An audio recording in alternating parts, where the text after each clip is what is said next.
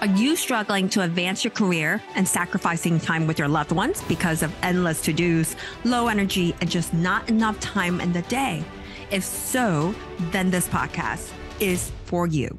I am your host, Dr. Ann Sung, an ER, critical care, and space doctor, a peak performance coach, real estate investor, and a mother of a toddler.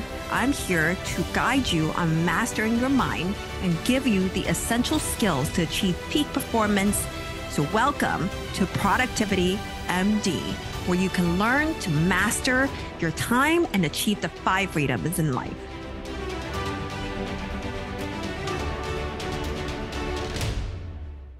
All right, welcome to Productivity MD podcast, and I'm your host, Dr. Ann Sung.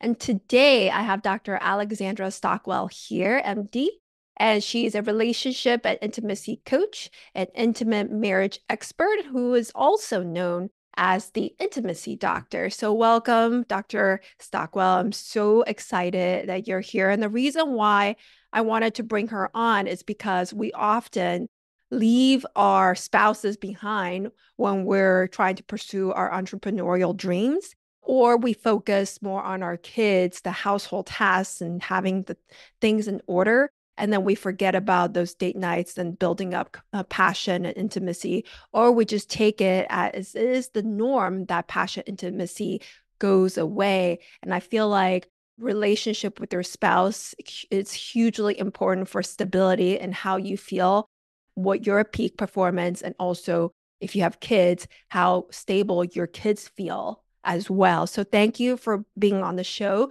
Could you do a little bit of more detailed introduction of how you came about to become the intimacy coach or the doctor and why you do what you do?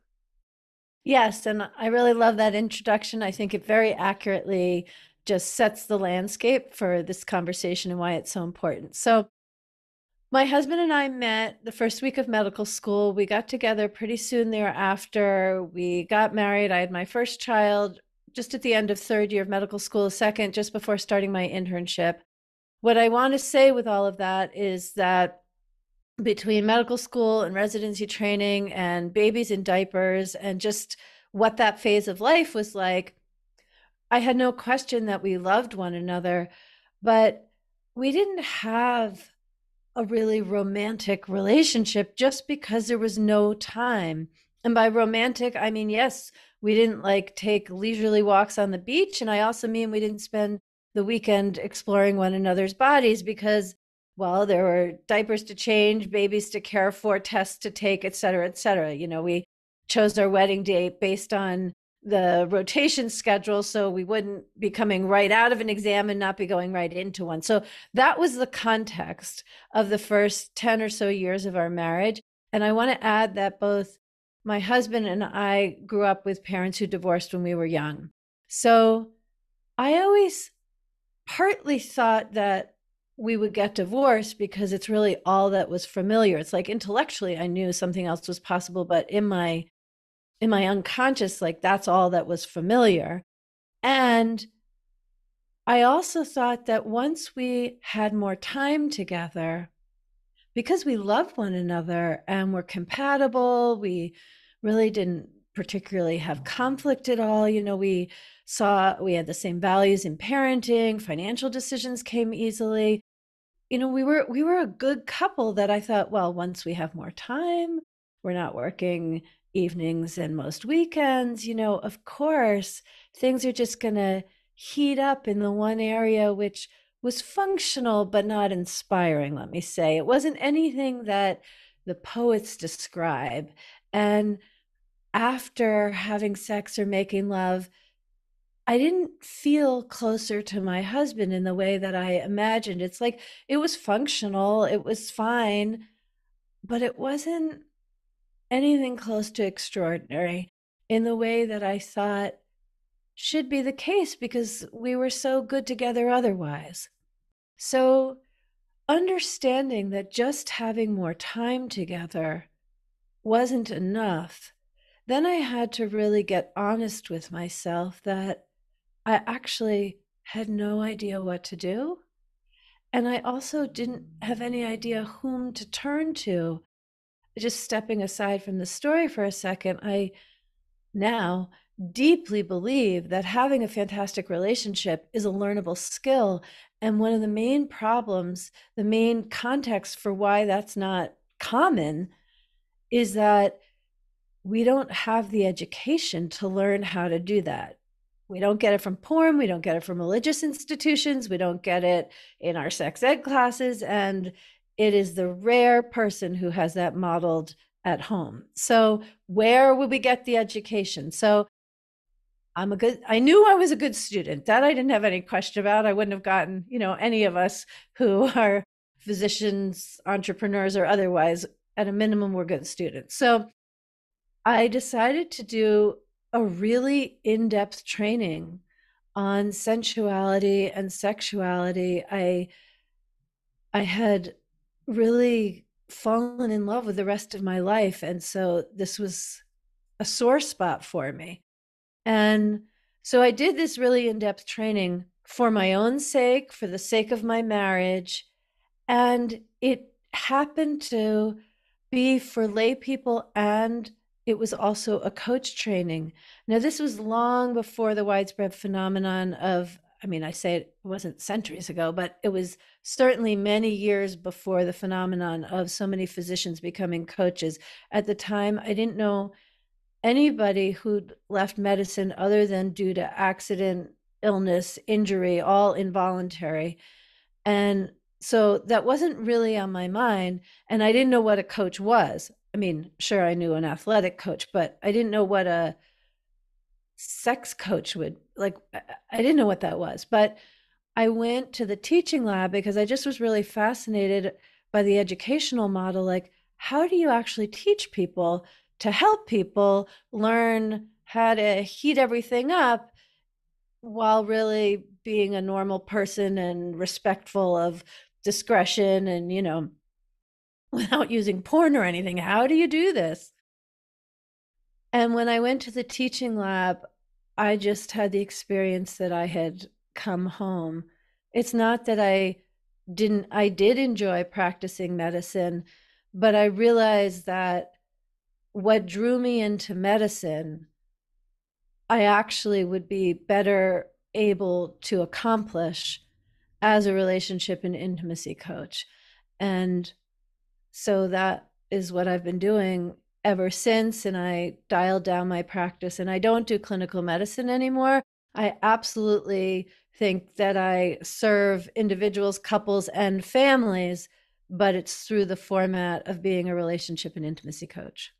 Yeah, sexual health is part of being human. It's part of your health. It's natural. And that's super exciting to hear that it is actually a learned skill. We were talking about how most people feel like this is normal. And you're right, we don't actually learn the steps or what actions to actually take other than you maybe some novelty, maybe like, increase time, but we don't really learn it anywhere else, or maybe not something that's stepwise anyway.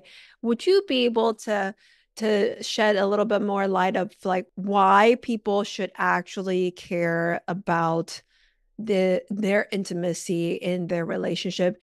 And a lot of times I see it is important to them. Their spouse is important to them in before they got married, before kids, but somehow the importance just dropped. But deep down inside, they know it is important because your significant other might be the only person who's with you when all the kids grow up and leave. And but they're putting in level 1 effort for something that's like level 10 importance. So why should people actually care about working on this now instead of waiting? Okay, I'm going to answer your question, but not directly. I want to just like build the landscape of relevant things and then answer that question. So, just one thing to start with is that if we want to be good at anything, whether it's making a souffle, becoming a physician, listening to heart tones, becoming a marathon runner, like anything worthy that we want to be good at, enjoy and be successful, we practice. That is especially true, like in this very explicit way, when it comes to anything that involves our bodies, but certainly our minds too. Sometimes with our minds, we can have understanding once and then we're good to go. But whether it's learning to drive or becoming a quarterback, like we expect to practice becoming a violinist. In this sense, that is also true with erotic intimacy and sexual presence and the nourishment of the physical passion in our lives. So I just want to like place that on the table as one of the things to consider, because there's a way in which we assume it's natural.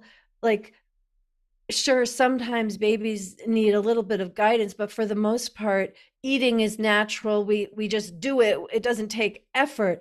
But when it comes to presence and sexuality, that's not like just eating. I mean, it can be, but that's not where the pleasure is. And for that matter, paying attention when we eat makes it a much more pleasurable experience too. So there's a way in which intention, attention, exploration, experimentation, practice should be part of growing our prowess and mastery in the sexual realm. And it's just not part of our, it's just not a meme in our culture. So that's one thing. Another thing is that when it comes to like a one night stand, you can have an amazing, I mean, often this doesn't happen, but one can theoretically have an amazing experience without even knowing one's partner's name. Like, we don't need emotional intimacy for it to be a very fun experience. But when it comes to long-term relationships, marriage, where you have a life with someone, you live in the same home, you've really collaborated and co-created in all kinds of ways, certainly with raising children, emotional intimacy is a prerequisite for sensual passion. I feel like this is really not well understood, and people tend to compartmentalize intimacy and sex in a way that our human bodies and souls are not actually available for that degree of compartmentalization. Sure, in the short term, we can compartmentalize, but it's kind of fun to say, but also accurate, that when it comes to long-term relationships, really everything which isn't sex functions as foreplay. It either brings you a little bit closer together, or a lot, or a little bit further apart. So when we talk about intimacy and passion in long-lasting relationships, it's not just something that happens on date night or, on Saturday nights at 8 p.m. What's happening the rest of the time is having an influence. And I think this is one of the reasons why passion erodes. It's because people don't have their attention on it, which brings me now to my answer to your question, which is, why does this erode and why does this all matter? And what I want to say is that if you think back to the experience of falling in love, of being in love, the early stages that you were referring to, the first few years before marriage, before kids, whatever it is, when you think back to that time, the experience of falling in love includes so much curiosity about our partner. Where does that scar come from? If you weren't a doctor, what would you want to be? If we didn't live here, like what other country would you want to live in? What were your favorite books? What's your favorite movie? What kind of music do you like to listen to? What vegetables did you like as a child? I mean, we have so many questions that are like intimate and personal and just totally generic, whimsical, just historical fact. It's like we can't get enough of who is this other person and what have they experienced? And then comes the really wonderful phase of security, familiarity, stability in the relationship. And the problem is that for pretty much almost all couples, with familiarity and security, the curiosity just evaporates, because once we have that familiarity, we tend to then put our attention on other things, whether it's career, decorating our home, whatever it is, without that curiosity and fascination about who our partner is and what their experiences are, it's very hard to be fully present and curious and responsive in the bedroom. If there's a part of you that's turned off, it doesn't automatically turn on when clothes come off.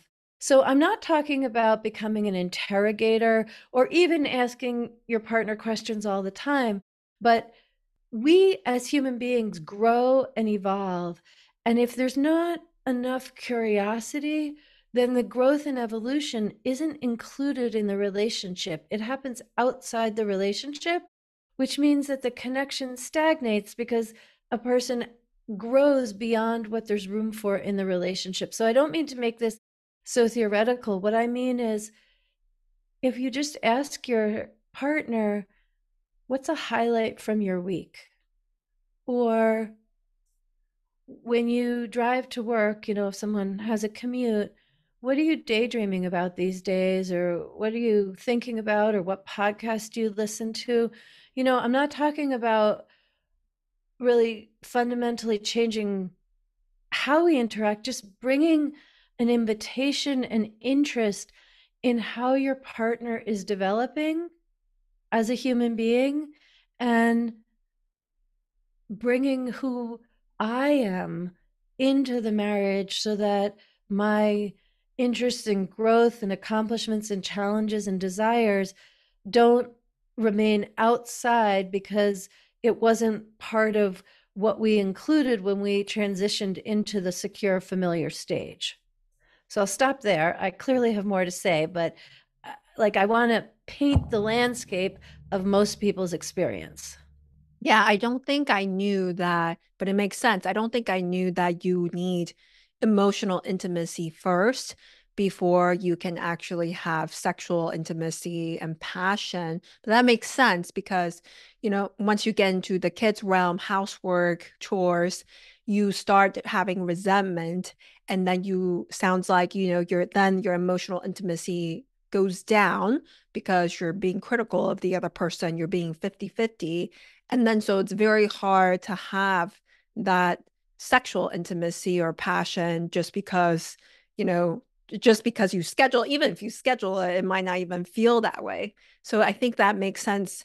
And it sounds like you're saying that the first step to getting emotional intimacy is to get curious, like how we did back then when we were dating, to get curious about how they continue to develop as a human being, to grow. And, a lot of times I do agree, like sometimes we stop asking questions about our spouse, like, I don't even know what audiobook he's reading sometimes. So, what do you think that is it possible, like the end vision, is it possible for people, if they've lost that emotional intimacy, is it possible to gain it back? Like, I want them to be able to envision the possibility, what it's like to be able to build up emotional intimacy leading into sexual passion and intimacy.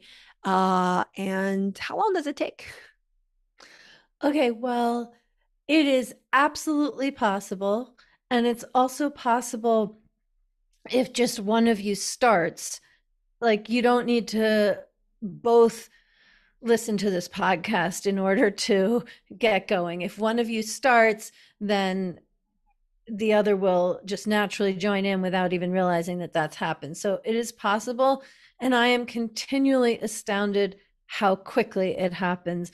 I routinely have couples that coach with me.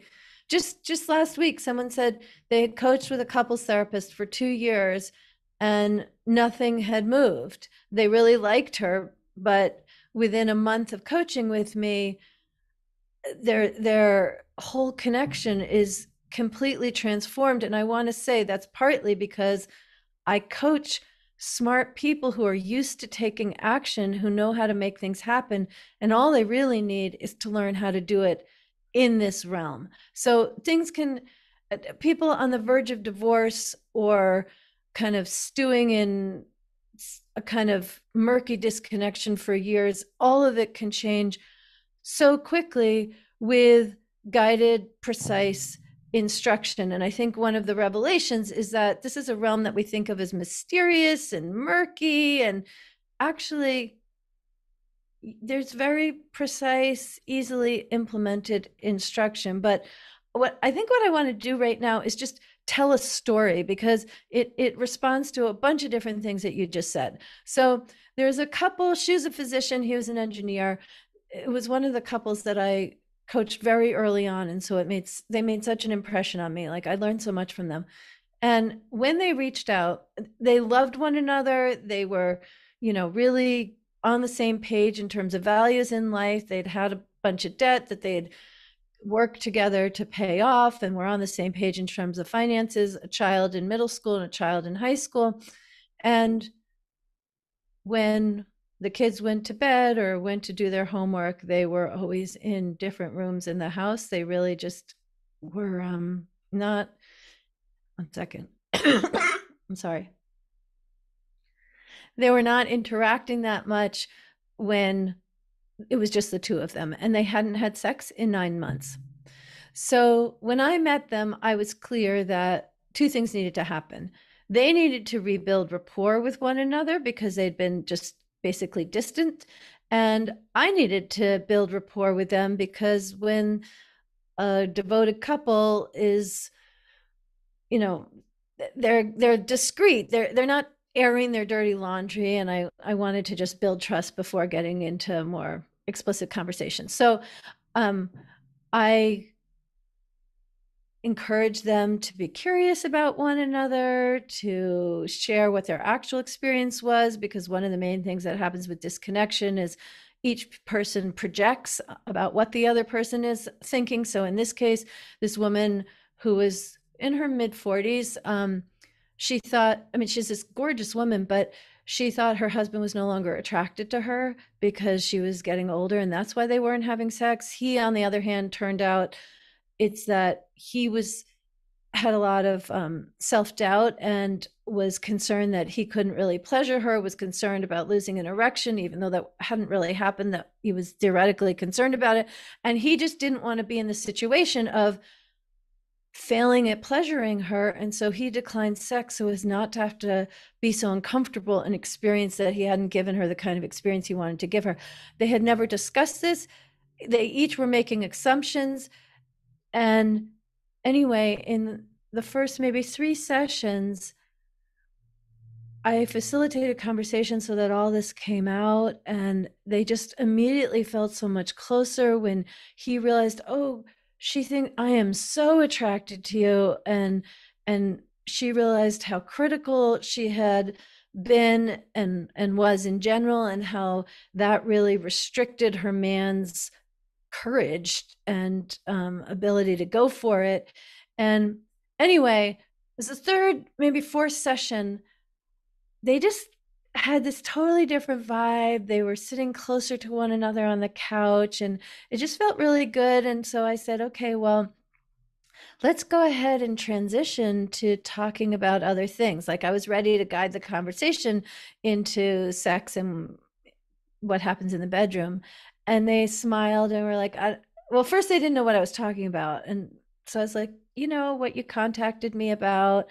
And then she just lit up with this huge smile and said, oh, we're all set. And they had been making love, having sex. I don't know how many times, but I have found in my practice working with high performing professionals that about 80% of the time, when I guide people to be more emotionally connected, to be more vulnerable, to say what's true, ask the questions they actually have, rather than kind of responding to self-made walls of assumptions and projections, that about 80% of the time, the bedroom just heats up without further attention. And then about 20, maybe 25% of the time, I do actually coach explicitly on how they're touching one another, initiating in a way that the other person is positively responsive. Like there are all kinds of things to learn in that realm, but my experience is that when people actually are just more real with one another, but in a vulnerable, generous way, not a critical way, then the energy is flowing and the erotic energy is flowing as well. And I think for those of us who are used to doing a good job in life and more type A kind of a person, it's very uncomfortable to acknowledge that sex is not what we want it to be. But it's even more uncomfortable to say, I'm not as close with my spouse as I want to be. Like, we don't think of ourselves as the kind of people who would experience that. And so um, I think just being interested in your spouse and revealing more of what's happening for you with kindness and generosity and just like, please witness me. You don't need to fix anything. I'm not going to fix you, but here we are. This is who I am. That kind of pivot is like, it's like adding salt to food. It changes the flavor of one's entire life because we all want to feel seen and respected and cherished. And the way for that to happen is actually to become curious about your partner and be willing to share what's real for you. Yeah, and I think that's a really great story. It didn't sound like it took long, just 3 sessions, and they were good.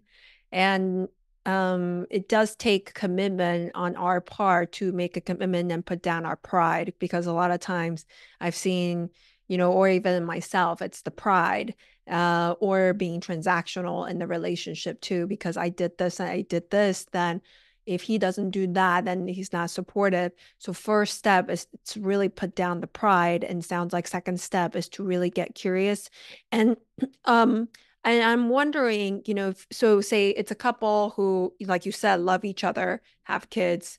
They've grown apart, but everything else, all of their values align, but they've grown apart emotional, like you said, when kids go to bed. One person's on the phone, the other person's on the laptop doing whatever, catching up because they didn't have time during the day, or just watch a movie and don't actually connect. So, in that situation, regarding some of the first steps or first questions, I know you to be authentic, you want to be vulnerable, you want to share your feelings. Do you have some prompts of topics to say it's your first session or first step in taking action to progress towards a better emotional intimacy and then leading to sexual intimacy? What topic, what question, what setting? I just want the listeners who are listening to this, if they're very very beginner, what can they do on their own as like the first 30 minutes or an hour to get their spouses involved? Yeah. So there actually are a lot of different um, like decks of cards with these kinds of questions. My favorite are at bestself.co. They have a whole collection of them. But the main thing that I want to say is that um, it actually doesn't even matter. It's not about the content. I will give some examples so that people don't feel stuck, but I want to be clear. It's not about the content. It's connection over content. What matters most is that you ask a question, you're genuinely curious about the answer. It's an open-ended question, meaning there's no right or wrong answer, and that you listen generously. You receive whatever is shared. So this is not about, I mean, you could ask about sexual fantasies, but I wouldn't ever start there. Start with whatever's comfortable. So it could be a more whimsical question like, if you could have dinner with any celebrity, alive or dead, who would it be and what would you want to ask them?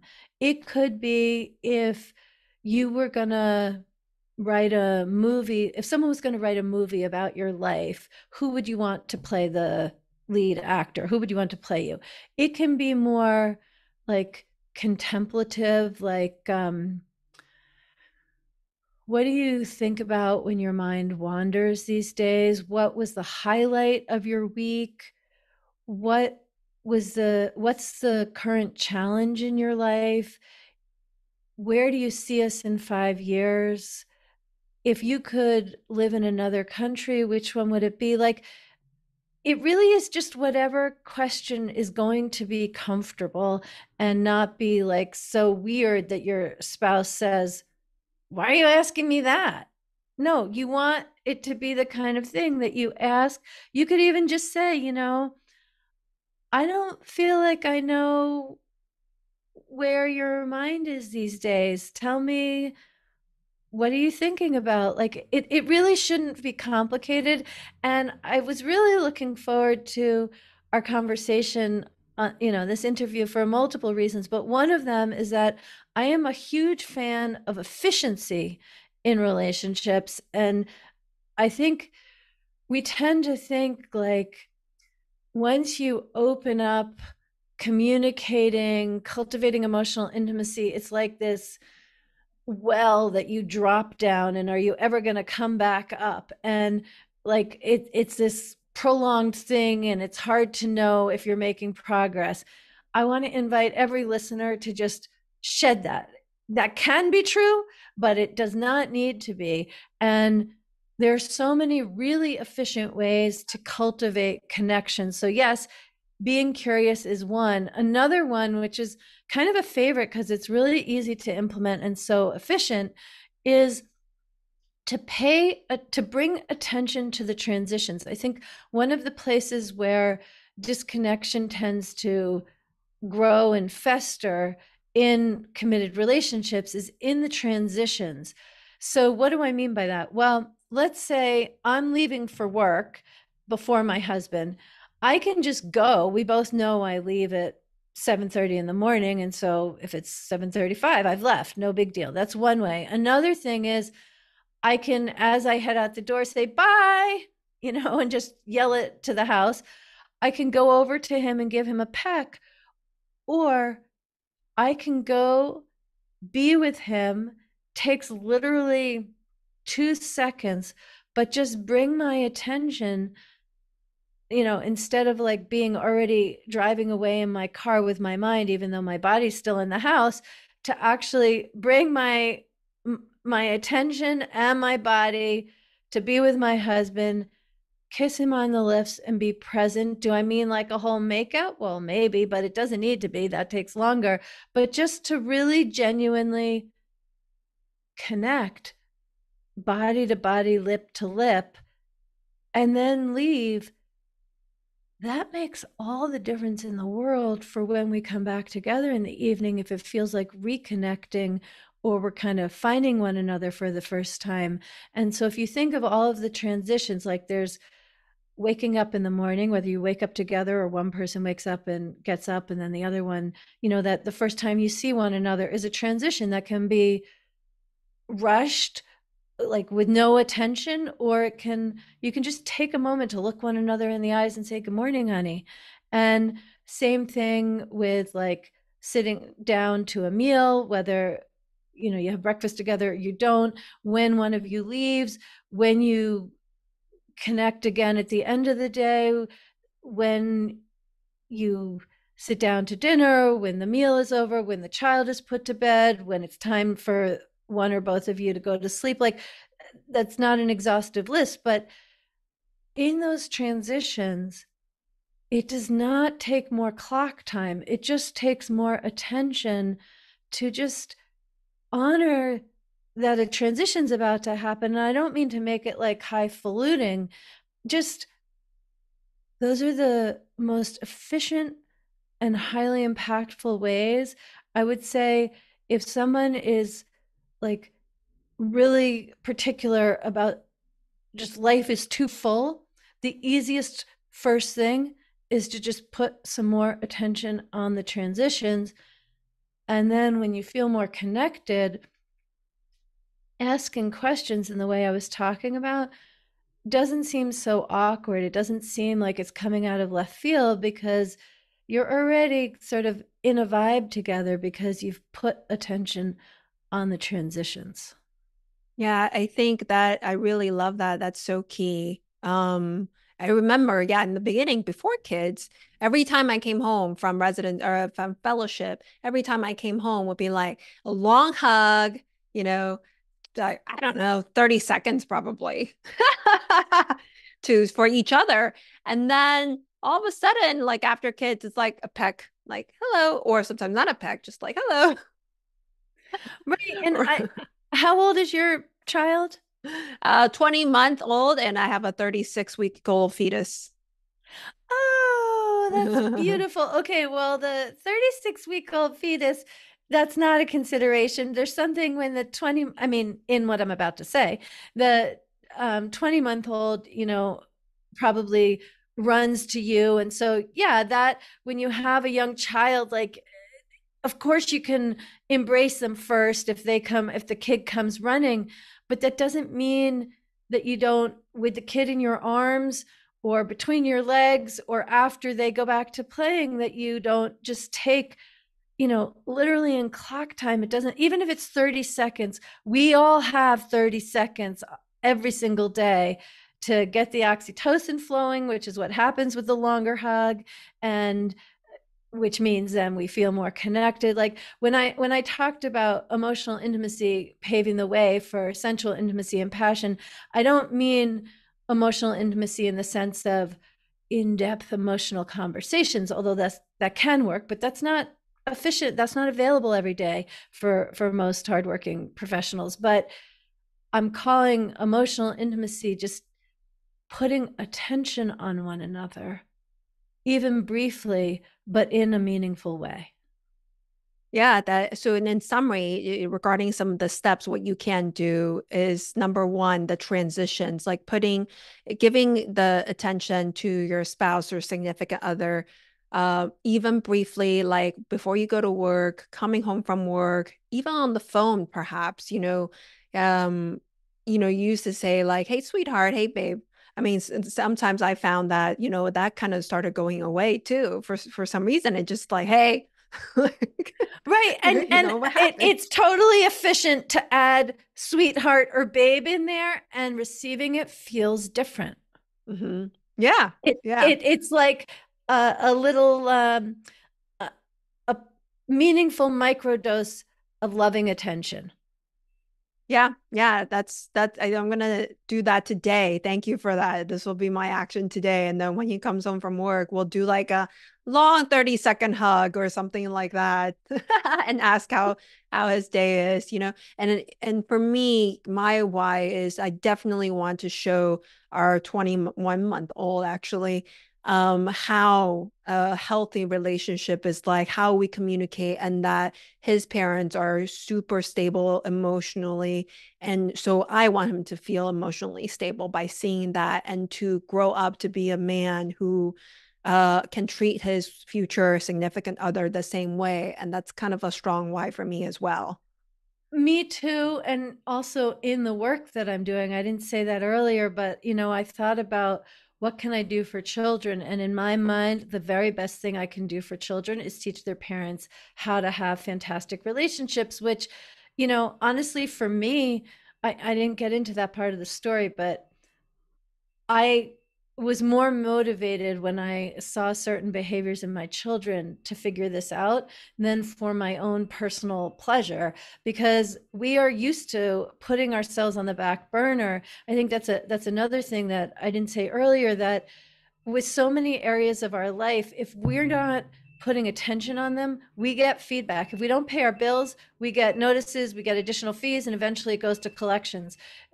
With parenting, if we don't pay attention, then the kids act out. There's a way in which that's true with patient care. Like there are feedback mechanisms built in most, if we're like sloppy with our eating or exercise, it's revealed. But when it comes to our relationships, we tend to have so much capacity to tolerate and just not pay attention. I was thinking the other day about how like with cancer we have staging that I wish I'm actually going to create a staging for relationships, because most people wait until the equivalent of stage 3 or 4 to really focus on it and make it a priority. But the health and vitality and pleasure and purpose and meaning and delight when you put attention on your relationship at stage, as a prophylactic measure, like it's the most incredible thing. And I feel like until you experience it, we can't even imagine how even things that have nothing to do with marriage are so much better when being at home feels good. When you know that your partner is your biggest fan, that they will support you, but you don't have to perform for them, that there's a quality of acceptance that can be achieved when a relationship is really aligned and hot and emotionally intimate and erotically and passionately alive, that it really makes all of life technicolor. And so, yes, it feels good, but the impact is huge. And it really just takes, these moments of attention. And I think I want to add one more thing, which is super important. So there's being curious, putting attention on the transitions, being more expressive, like sweetheart, babe, just like not withholding your love and affection because we're lazy and out of habit. It doesn't take a lot to just add that to the text. And you do it often enough, then the iPhone will suggest it anyway, right? But another thing, which is surprisingly difficult, is just to ask for what we want. And most of us want our spouses to be mind readers. And if they're not, we communicate in a way that is offensive, insulting, judgmental, critical, like, you should have known. And if you love me, then you would, whatever. But to just simply ask in a way that shares what you want. Sometimes it's big things and that's more complicated, but there are so many small, simple things that if we were just clear, our partners would be glad to do for us. And I'll just give an example in my own marriage. So, my husband, until 2019, always worked more hours than I did. We have 4 children, and that's what worked for us. And it was really important to me that we all ate dinner together, but there was about a 2 hour window during which he might return home. And so it was very hard to have, I mean, I could have the table set, but not have the food ready without without it, you know, getting cold or whatever, because I just didn't know when we were going to eat. And the kids were young. I didn't want to wait until 8 p.m. And so it was like as soon as he got home, we would eat. And so I would get so resentful. I would get pissy, like I didn't know when he was coming. And I had this idea that I wanted dinner together. And it was just so hard to figure it out. And one day I just said to him very simply, it would make a huge difference for me if I knew when you were coming home. And I probably said that, I could have been resentful. I could have, but I managed to say it in just a straightforward, kind way. Let's see, we've been married 27 years. I feel like that was, I don't know, maybe 15 years ago, and maybe more. I don't know, but it was a long time ago. And ever since then, when he leaves his office and goes to his car, he texts me and says, heading home. And I know how long the commute is. Sometimes it's a little longer, sometimes it's a little shorter because of traffic, but it's the simplest. It's not painless. It's totally painless. It's not painful. It's the simplest thing for him to do that. He's someone who's conscientious. He knows how to take care of things. He just texts me when he's leaving his clinic. And this whole source of stress and pissiness and just feeling powerless in my life is just gone because I know when he's going to come home. And similarly for him, he was a latchkey kid, and it it just means so much to him to have the light on at the front door. And once I understood that, it takes literally the flip of a switch. I just have to remember. And so sometime around 5 o'clock, I just turn that switch on and he gets to come home feeling welcomed.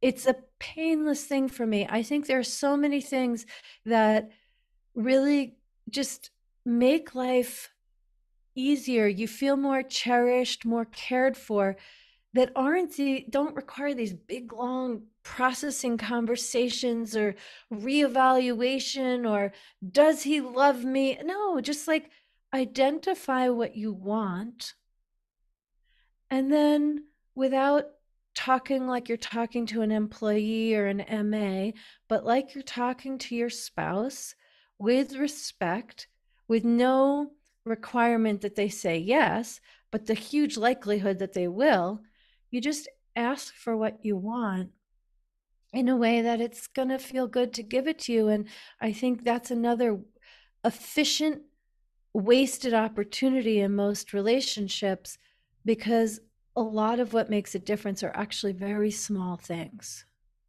Yeah, I think it's super important, like you said, to say it in a tone that is non-judgmental with respect, that's objective, like in a way where you would like to solve this issue or problem together and asking for feedback, asking for solutions. Because yeah, there's been many times where I like try to ask for something, but not in the right tone. And I don't get the right response. So it's very true to do that. So to summarize, it sounds like the first step is, well, they may not have to be sequential, but one of the method is to pay more attention and presence during the transitions. Number two, you can get more curious. They can be simple questions of, what podcast are you listening to? Or what are you grateful for today? Is a lot of times what we talk about, what lessons did you learn today that you'll apply Perfect. to the Yes. following day? And then the third thing you have mentioned is to really ask for what you want instead of anticipating or expecting that the person knows what you want. So don't brew in your own, I don't know, anger. And like, oh, like the dishes, why are they still like in the sink or something like that when it was supposed to be put away? And just kind of ask, it would really make a big difference to me if you would be able to help X, etc. Does that sound like a good summary? Absolutely. And I agree with you that those are the points and they're not necessarily sequential. And the one thing I'll add is if you're listening and you want more connection with your spouse of any kind, just do the thing that seems easiest to do. This is not a no pain, no gain kind of situation. It's do whatever is most natural, most appealing, most easily integrated into the culture of your own particular marriage and build from there. Yeah, that's awesome. Yes. Whatever you do, it's got to be what you can do, essentially. That's And the what you feel easiest for you. good doing. Yeah, and it shouldn't feel forced. So pick one after this and just do it. That's amazing. Thank you so much, Alexandra. I really appreciate all of the tidbits. I learned a lot myself. I want the audience to be able to find you if they want to learn more about your coaching or any other resources that you share, your book, of course. Please share how the audience can contact you. Yeah, okay, great. So my website is alexandrastockwell.com. And from there, you can find everything. You can download the first chapter of my book, Uncompromising Intimacy, which is basically filled with stories and tips of exactly the sort that we're talking about. There's my podcast, the Intimate Marriage Podcast. And actually, since you're listening here, my book is available on both Amazon and Audible, so you can just listen to it. I have online programs. The Aligned in Hot Marriage is a do-it-yourself program for couples to go through the curriculum themselves. And I absolutely love coaching couples privately. It is certainly efficient, and I have yet to meet a couple that doesn't really make their relationship one that they just love as a result of private relationship and intimacy coaching. And I just want to add, I'm not exactly sure when this podcast will drop, but Dr. Kate Mangona and I are hosting Honeymoon 2.0, a luxury couples retreat in Maui. And so if that's something that would interest you, definitely reach out. and find me. Also, all of my social media at alexandrastockwell.com. Awesome. Thank you so much. Yeah, I heard about the retreat. I'm looking into details about that. It sounds like super fun in Maui, Four Seasons. So please, for the audience, please go to alexandrastockwell.com. And there's a ton of resources, books, podcasts, retreat, do-it-yourself program, and the one-on-one coaching that you can explore. So again, thank you, Alexandra, for your time, your attention, and for sharing all your tips. I know the audience is going to really benefit from this. Thank you so much. All right, and just so everybody knows, all the show notes, the links, it will be on productivitymd.com in the episode page. And then again, just remember that everything we need is within us now. Thank you. Disclaimer: this content is for general information purposes only and does not constitute the practice of medicine. No doctor-patient relationship is formed.